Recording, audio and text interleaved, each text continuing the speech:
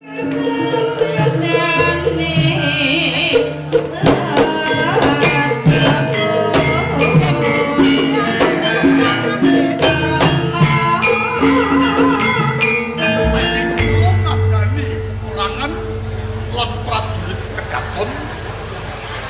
Kasatriyan sami kaprajurit bener saged mapahi prajurit saking putri negari. Yen ngono sliramu kasoran nggih. Nanging aja sumelang. Iki isih ana cara malih nggih. Sliramu temeka ana ing Taman Baboja. Pancingen kang Masmu Anusapati supaya miyos saka Taman Baboja. Ing kono ibu bakal mlebu nyidra pusaka. Silang-silangan. Ya nggih.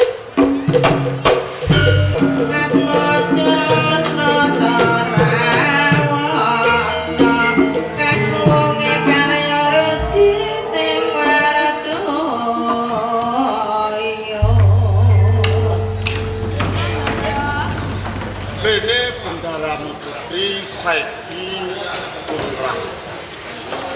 Kowe kang kapitaya momong putrane ya Rangga. Mula kami kuwi sing becik sing wasis anggonmu momong marang putraku. Awit pangudangku besok. Yen aku wis ora kuwawa ngembat praja ring Singasari kang tak gadhang manut. Ora liya ya putraku si Rangga. Nek kanthi anggonmu gulawentah iki mengko menceng tan lunga kena darani bocah kang dadi ketanggung kepana ora sido. Lamun besok gumanti nang Singasari momong kawula ing Singasari bakal ora kuwawa tembene bakal nyilakake marang putraku si Rangga. Inji Ndara.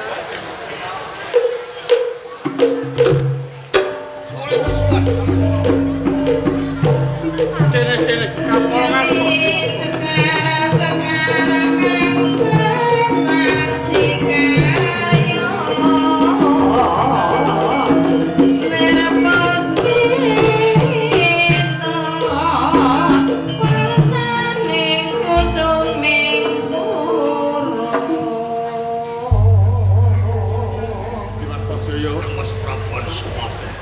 Becik sowan mono ngersanipun Kakang.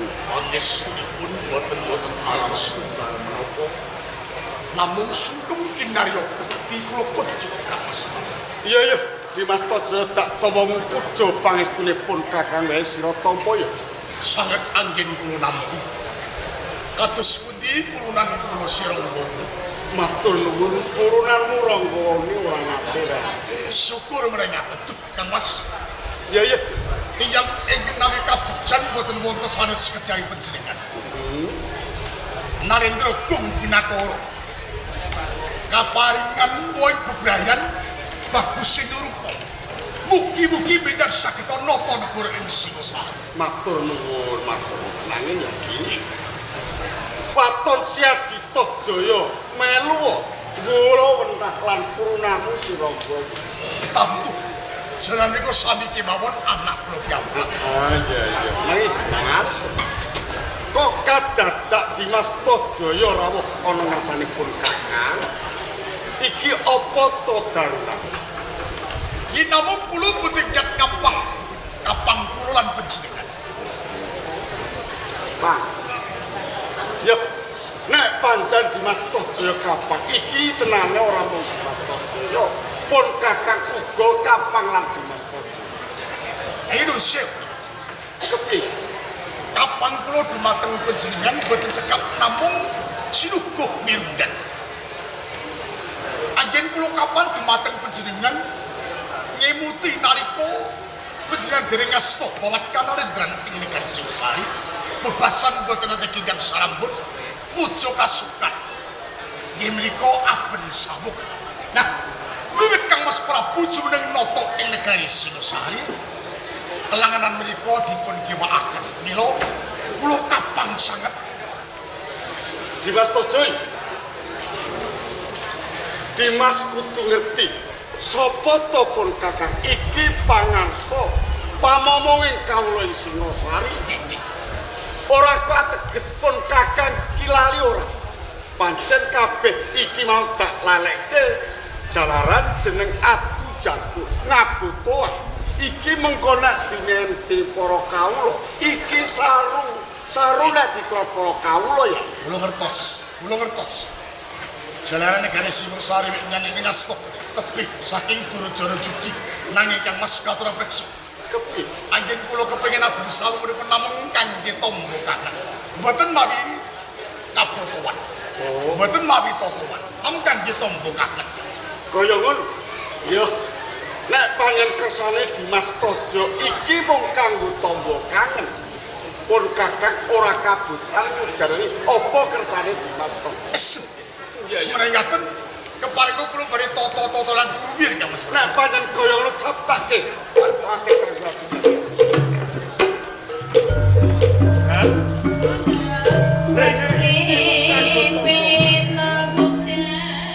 Iya, bebarengan nuruti apa kang dadi kekarepane Dimas Tojo.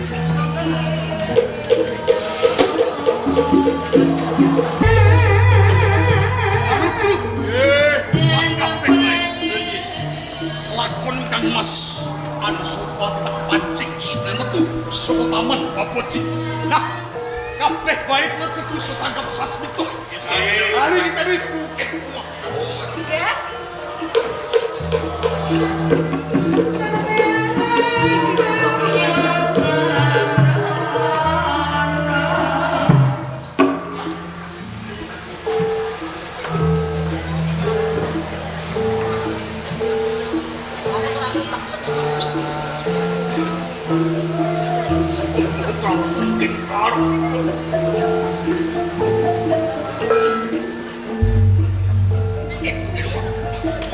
Piye nggih? Menopang jenengan jenengan mikro saka mriku boten kandengan terima.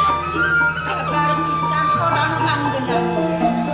Ayo kapan Sampun pinanggih kaporo kula pancing yos boten saking pitaloman negari Singasari. yen ngono tak ana wong bisa. Ayo.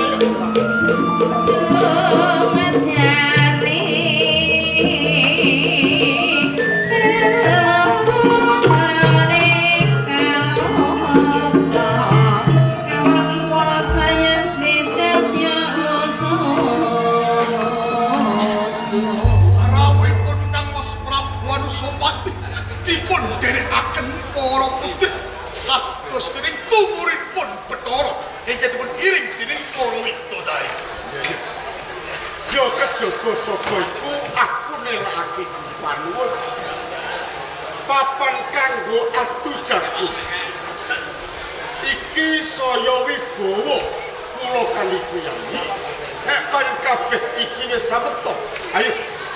Ayo padha ditindakake ya. Sampun iki.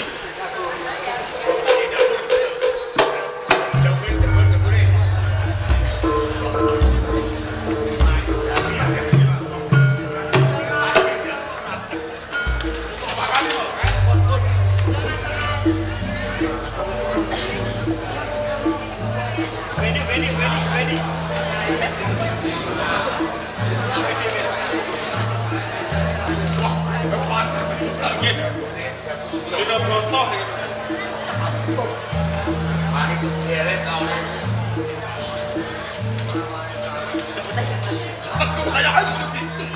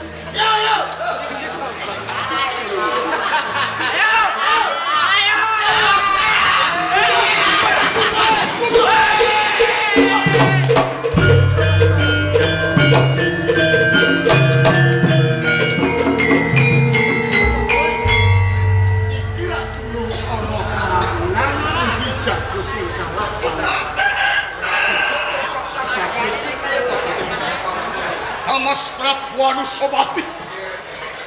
Tenane nyuwun kuat bujaku ingkang Busrana. Bisa aku ketemu ana sanjabaring taman bocah kedaton Singosari. Dimas Tojoyo. Yen Sri Rahmasti ini marang purkan apa to kesana? Wigatine aku butuh nakih marang Nakih. Dimas Tojoyo. Jeneng nakih iki kudune rak pun kakang darbintar marang sapa bae. Mongko kaskaryaning negara ing Singosari iki sangsaya luwih kanggo mangon negara Singosari. utangmu dudu Bandadonya, utangmu dudu harta, nanging utangmu nyawa. Nyawa. Sing dikesake Dimas Tojoyo sapa, Dimas? Yen kowe lali tak eling sing tak karepke kowe duwe tang nyawa. Patine Sudarmaku, Rama Prabu Sri Ranggaraja Sapatara Hamara ing bumi ya Rama Prabu Ket Arok. Oh, kuwi to sing dikesake Dimas Tojoyo. Dimas, yo. Tenane kabeh iki mau pancen tak wadike. Aja nganti Dimas Tojoyo ngerti perkara. Nanging mbok menawa wis tekan titi wancine mangsa kala, kowe ngerti sapa sejatine sing nyedani marang Rama Prabu Kenan. Yo. Tak akoni. Pancen aku kang nindakake nanging Dimas Tojoyo kudu ngerti. Nanti pun kakang tumindak sing kaya ngono. Awit aku mugi tuwa sedane Rama aku tunggul ameton sapa kang ngedani ora liya Rama Prabu Ken Arok. Iki lho carane. Aduh sumat. Dimas Tojoyo, Yen pawadamu kowe nyedani Rama Prabu Ken Arok mergo kowe dituwuh padha aku yo dituwuh sedane Rama Prabu Ken Arok. Dimas, perkara iki cukup semene wae aja nganti tundang tutan paten pinaten antara Dimas Tojoyo lan pun kakang. Cukup iki. Dene yo rembug lan tembungmu kaya godhong sinaputing angin mlumpru ora kaya mau tanpa guna kanggo makuthuk. Anusapati, kondangmu sekti mahamul aja meneh kita sawantah dewa yen perlu bakal to adep. Tojoyo, Wimbiyen nanging saiki kowe mung gedhe swarane mergo sing tak kul-kulke lan kekuatanmu wis ora ana.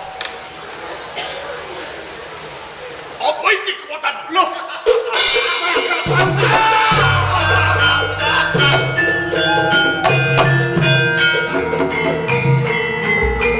Kowe wani lan Anusapati. Mergo kowe wis kadungan Kyai Margapati. Yo, tak ajeni wanemu. Nanging Tojoyo, Apa? aku sujine ratu ing Singosari. Kowe tangguh kawula.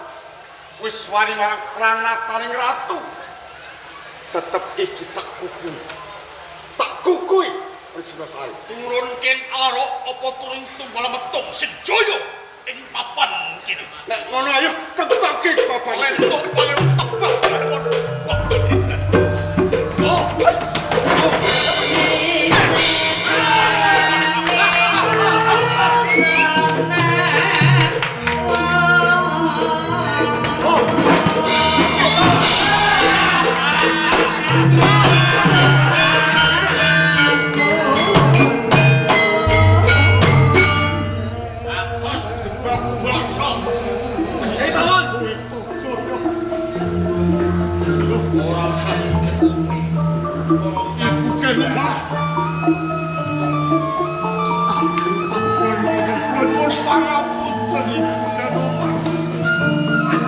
Anusapati, kowe njaluk pangapura nang pengarepanku.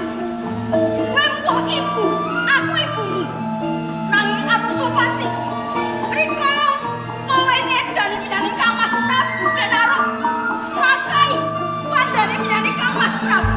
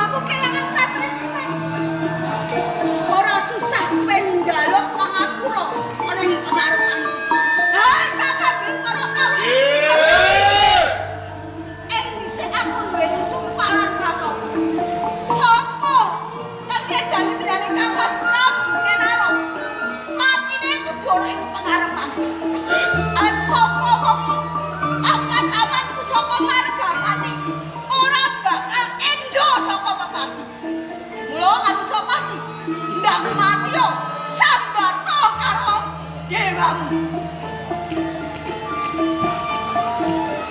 Dimas Tojoyo.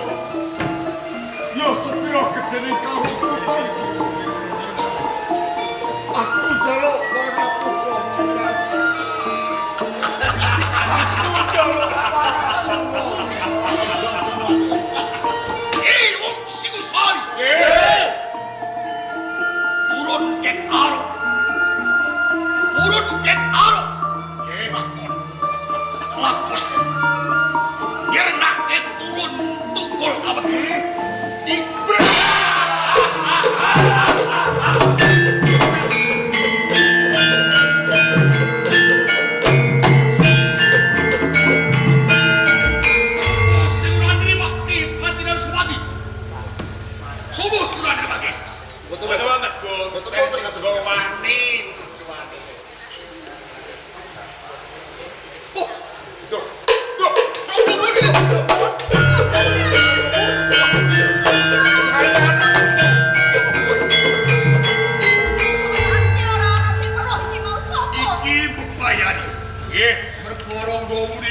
Turun soko anu sopan nggih waris ing Singosari nanging sadurunge kuwi dimengatok kuring anu sopati aku turun Prabu Sri Ranggara Jasa Bathara Hamurwen kuwi yo ken arep menang aswine koro Singosari ati jejuluk Prabu Anuktojoyo.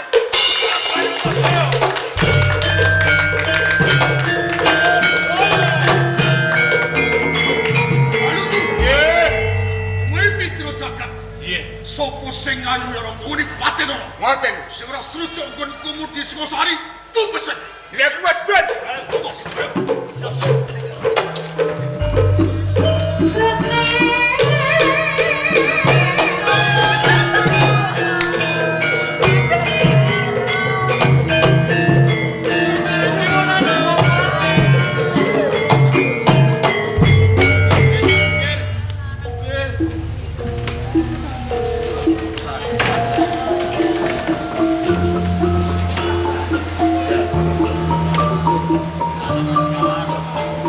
Antara prajurit sapa menungsa sing wis wanyedani Kang Mas Prabu Anusapati wonten saleh jeng Pangeran Rangga Tohjaya. sapa Pangeran Tohjaya. Tohjaya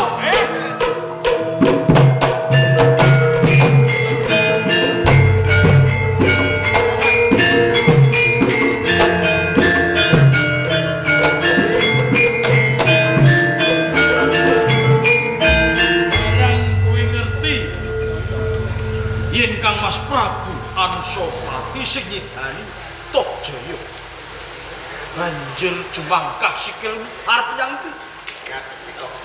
Wis kok pikir nek kowe kelakon ngadepi Tohjaya padha wae ana tetembungan sulung mlebu geni kutuk marani sunduk yen dina iki Tohjaya dunungan Kyai Margapati ya Kyai Gandring yen kowe adepan kawan Tohjaya apa sing mbok kekuatane lajeng kula kedang kados iki kudu dipikir kanthi wening aja kusat mula ora mung kowe dhewe sing rumangsa kelangan Kang Mas Prabu Anusapati pinangka dadi paksesen yen aku durung juwing-juwing kuandaning Tohjaya ora bakal ngleset ing Praja Singosari.